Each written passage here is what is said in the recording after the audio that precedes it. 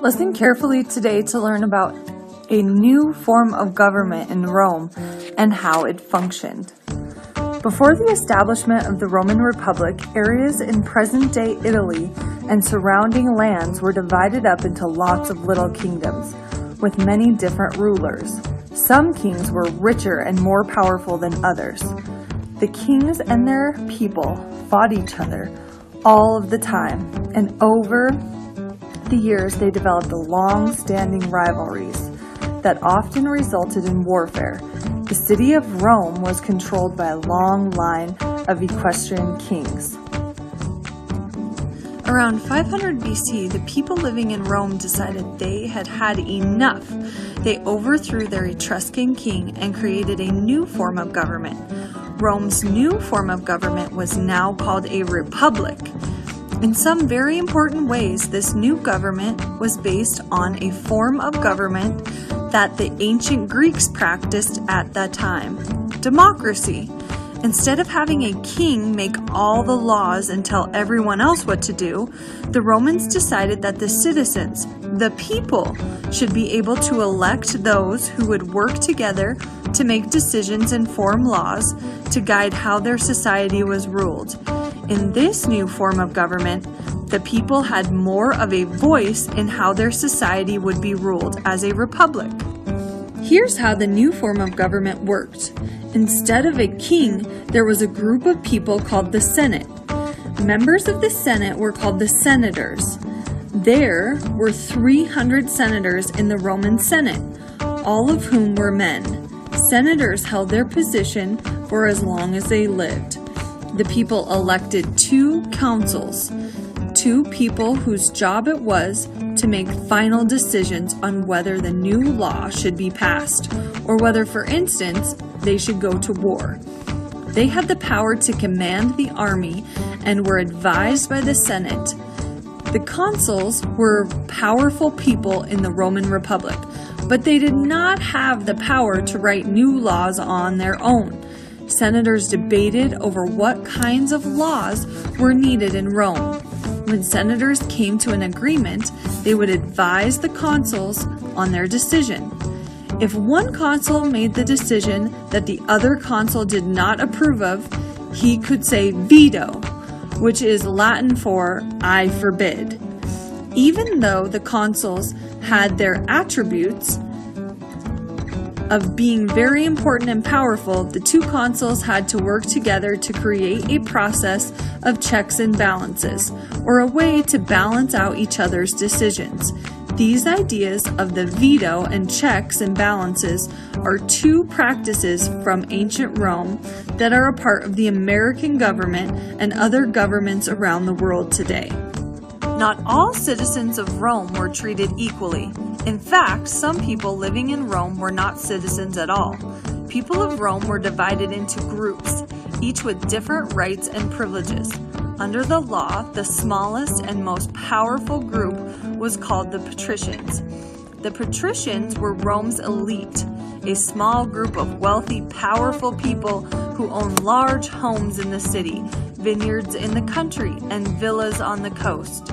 The patricians were citizens of Rome, meaning they had the right to vote, and they had certain protections and privileges under the law because they were the most educated and privileged group.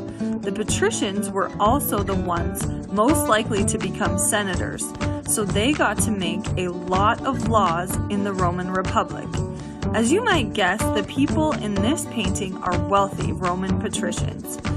In contrast to the ancient Greek culture, women in ancient Rome were considered citizens, and wealthy women were a part of the elite patrician group, although they could not vote or serve as a senator or consul. Another group of Roman citizens were the plebeians. Plebeians were second-class citizens, meaning they did not have all the rights and privileges enjoyed by patricians. However, the plebeians had one big advantage: numbers, because the plebeians made up the largest portion of the Roman citizens. By far, the wealthy patricians learned that they needed to make sure that the plebeians were happy. or at least happy enough that they wouldn't rise up and try to take more power for themselves. Like patricians, plebeians were citizens, so they could vote. However, they were subject to a different set of laws than patricians. For instance, a patrician could freely insult and even attack a plebeian, but a plebeian would be in big trouble if he did the same to a patrician. Plebeians could own property, but it was hard for them to gain enough land or money to become as rich or as powerful as the patricians.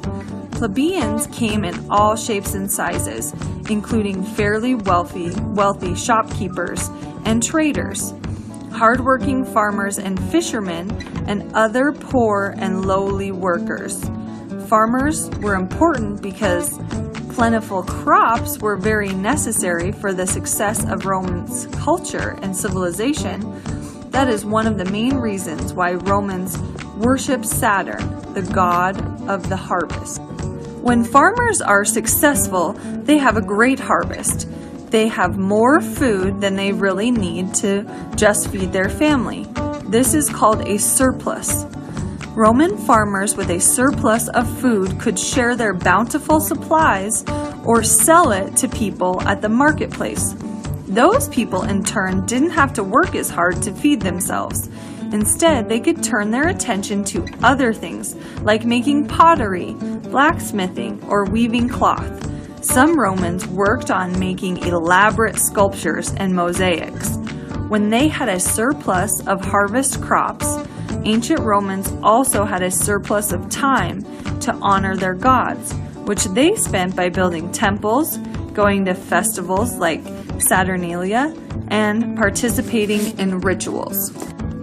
Many Romans who didn't farm were traders and merchants. They would sell goods that came from ships all over the known world.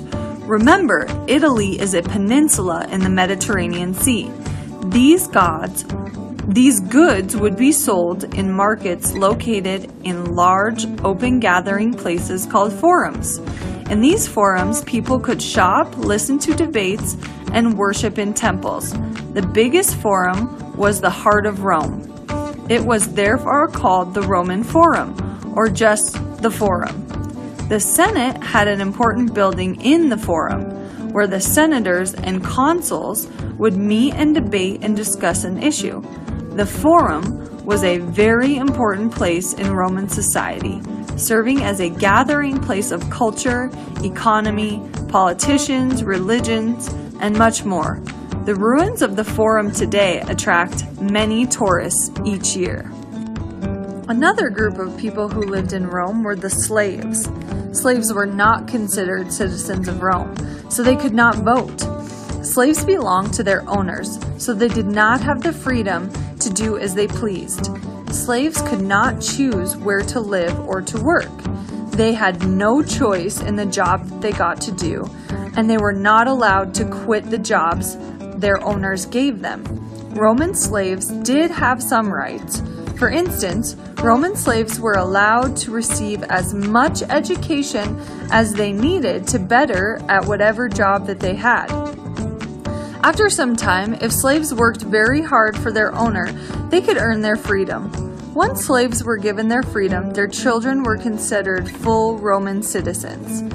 You may be wondering where these slaves came from. As Rome expanded into new territories, the Romans fought wars with the people already living in those areas. It was common for the people on the losing side of the war to become slaves for the winning side when the war was over. Slaves were considered the property of their owners. They had to obey their owners and do difficult work for no pay. They were also not allowed to insult or attack a Roman citizen, or there would be consequences. Slaves were considered the most lowly people in Roman society, at the other end of the spectrum from the elite class, so the opposite end from the elite class. Whether patrician, plebeian, or slave man, Man, woman, or child, all of the people in ancient Rome contributed in their own ways to the many components of ancient civilization.